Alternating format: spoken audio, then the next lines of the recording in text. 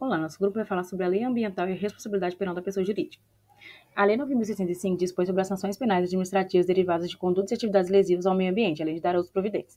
Ela é um mandamento constitucional previsto pelo artigo 225 da Constituição Federal. A Lei Ambiental Brasileira traz em sua tipificação crimes caracterizados como crime de perigo, isto é, depende de resultado para serem consumados, a mera exposição ao perigo de autoconsumo. Isso porque o meio ambiente é um bem pertencente de gerações futuras, sendo necessária a ampliação da sua tutela. O artigo 2º traz o concurso de pessoas e a teoria humanista, dizendo que quem de qualquer forma concorra para a prática delituosa será punido da mesma forma, além de trazer a omissão como um tipo de concurso. O bem jurídico tutelado é um meio ambiente e a probidade administrativa, uma vez que menciona a conduta do funcionário público. O objeto material são os animais, a flora, os mares, os rios, solos, subsolo, patrimônios históricos e culturais. E o sujeito ativo poderá ser a pessoa física ou jurídica. Sobre a penalização da pessoa jurídica, falaremos mais adiante. Bom, gente, a responsabilidade penal da pessoa jurídica é um tema bem polêmico dentro da doutrina penal. A Constituição Federal prevê no seu artigo 225 que as condutas e atividades lesivas ao meio ambiente sujeitarão aos seus infratores, pessoas físicas ou jurídicas, a sanções penais e administrativas. Se fizermos uma busca na história, é possível observar que por muito tempo para o STJ só seria possível a responsabilidade da pessoa jurídica se ao mesmo tempo houvesse imputação da pessoa física que atuava em seu nome, o que ficou conhecido como teoria da dupla imputação. Mas a jurisprudência evoluiu e mudou o entendimento, o que corroborou para evitar a impunidade pelo cometimento dos crimes ambientais e, consequentemente, reforçou a tutela do meio ambiente, que, diga-se de passagem, é indispensável para a vida humana. Eu quero ressaltar aqui que a jurisprudência ela não é pacificada e a doutrina elenca basicamente 3 argumentos para combater a responsabilidade penal da pessoa jurídica. Eles baseiam-se no fato de que ela não possui 3 capacidades essenciais para a imputação penal: a capacidade de ação, a capacidade de culpabilidade e a capacidade de pena. Eu quero ressaltar aqui alguns pensadores, alguns estudiosos, como é o caso de Zaffaroni, Bittencourt, Nelson Gria e o Luiz Regis Prado, que são contrários a essa imputação. O Zaffaroni resume os argumentos dos demais estudiosos, revelando que a responsabilidade penal da pessoa jurídica decorre de uma pretensão do desconhecimento, o nullum crime sine conduta. A respeito dessas discussões doutrinárias, prevaleceu a legitimidade da responsabilidade penal da pessoa jurídica em atividades ambientais. Então, a gente consegue afirmar que, com o advento da Lei 9.605 de 98, é sim possível responsabilizar criminalmente a pessoa jurídica. Contudo, em vários tipos, torna-se praticamente impossível atribuir a responsabilidade a essa pessoa jurídica, mostrando a clara necessidade de suprir as zonas de penumbra por meio da exegese jurisprudencial. Então, eu termino o tópico reforçando que as pessoas jurídicas serão punidas quando o crime for cometido por decisão de seu representante legal ou contratual, ou então seu órgão colegiado no interesse ou no benefício de sua entidade. Então, não basta que a infração não tenha sido praticada por um empregado ou por um preposto da empresa. A gente exige que tenha havido a anuência do representante legal, contratual ou do seu órgão colegiado. Bom, eu vou falar sobre os requisitos para a responsabilidade penal da pessoa jurídica. Esses requisitos estão expressos no artigo 3º da Lei 9.605 de 98, que é a Lei de Crimes Ambientais, né, que eu especifiquei aqui os dois, que primeiro a conduta infratora decorra de decisão do seu representante legal ou do seu órgão colegiado, e a conduta deve ser praticada no próprio interesse da pessoa jurídica. Também, segundo a interpretação da instância superior, a legislação sobre crimes ambientais segue a abordagem da dupla imputação, exigindo o ajuizamento da ação penal contra a pessoa jurídica somente quando houver comprovação da prática direta de delitos por parte de sócios, diretores ou administradores. Todavia, depois do julgamento do recurso especial 548-181 pelo Supremo Tribunal Federal, com a relatora ministra Rosa Weber, consolidou-se o entendimento de que a responsabilidade da pessoa jurídica por crimes ambientais não está condicionada à responsabilidade simultânea da pessoa física que representa, só que acaba tendo uma falta de eficácia vinculante, com o que faz que tem alguns outros entendimentos contraditórios. Bom, eu vou falar sobre algumas observações em relação à responsabilidade penal da pessoa jurídica na doutrina. Bittencourt, representando a doutrina majoritária, juntamente com outros autores, como o Zaffaroni e o Regis Prado, eles entendem que não é possível, por a característica da imputabilidade jurídico-penal é inerente aos seres humanos. A conduta, né, ela é produto essencialmente do homem, então não é possível a responsabilização. Já o entendimento minoritário, representado por Fernando Galvão, entende que esse paradigma não é totalmente intransponível. Os conceitos de ação e de culpabilidade vão variar de acordo com o sistema teórico adotado. A evolução do conceito analítico de delito impõe superar esse enfoque meramente ontológico do fato punível para ressaltar o conteúdo normativo dos juízos de valor encerrados nos exames de tipicidade, ilicitude e culpabilidade. Então, é importante notar que o critério para analisar a capacidade de ação e de culpabilidade da pessoa jurídica é normativo e não naturalístico.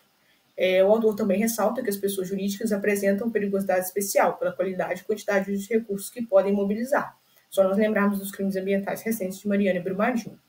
Então, em síntese, a doutrina majoritária não acata a responsabilidade penal da pessoa jurídica, mas o direito penal moderno vem tendo modificações muito pela questão da Constituição Federal pontuar a responsabilidade penal da pessoa jurídica. Olá, agora eu vou te apresentar as sanções aplicadas às pessoas jurídicas que cometem crimes ambientais. Primeiramente, é importante lembrar que o artigo 3º da Lei de Crimes Ambientais determina que a responsabilidade das pessoas jurídicas não exclui das pessoas físicas envolvidas no mesmo fato. As sanções para as pessoas jurídicas estão dispostas nos artigos 21 a 24 da Lei 9.605 e incluem multa, penas restritivas de direitos e prestação de serviços à comunidade. As penas restritivas de direitos, conforme o artigo 22, incluem a suspensão de atividades, interdição temporária e proibição de contratar com o poder público em um limite de até 10 anos, além de obter subsídios, subvenções ou doações. Já a prestação de serviços à comunidade, há atividades como o custeio de programas ambientais, execução de obras de recuperação, manutenção de espaços públicos e contribuições a entidades ambientais ou culturais. A gente trouxe para exemplificar esse processo em que a Vale foi multada em um valor de 250 milhões pelo CAD em 2019, decorrente da tragédia de Brumadinho, mas posteriormente foi seguido por um acordo substitutivo de multa ambiental.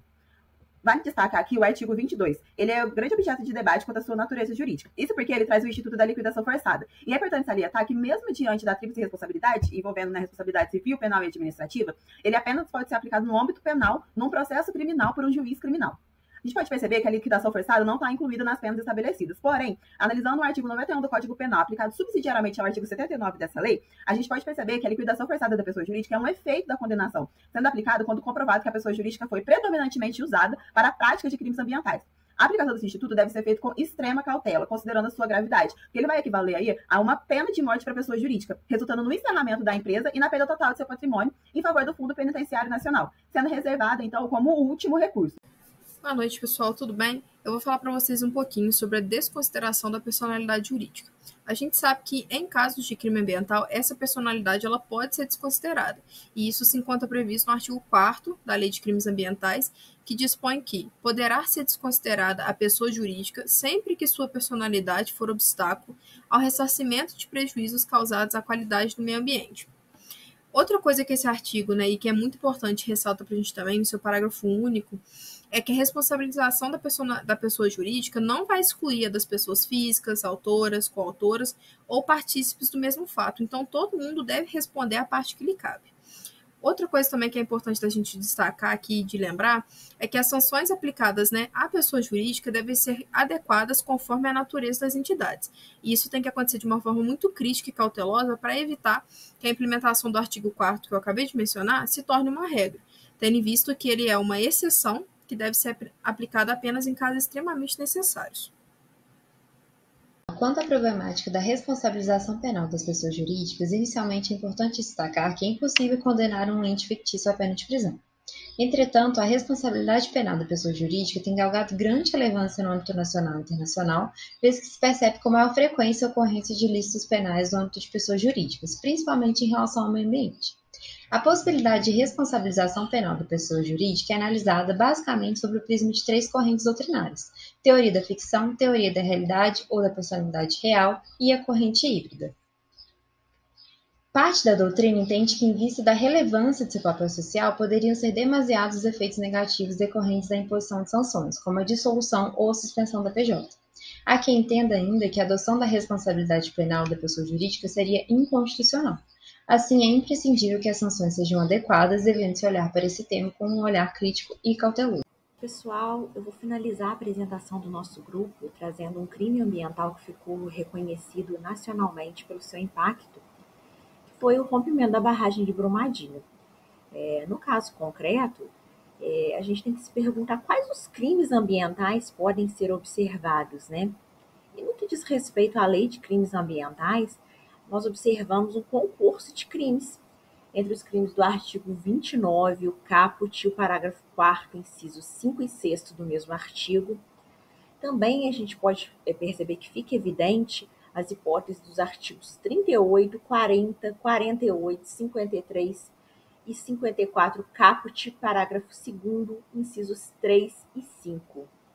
E também é possível se perguntar, nesse contexto, quem são os responsabilizados, Quem podem ser os responsáveis?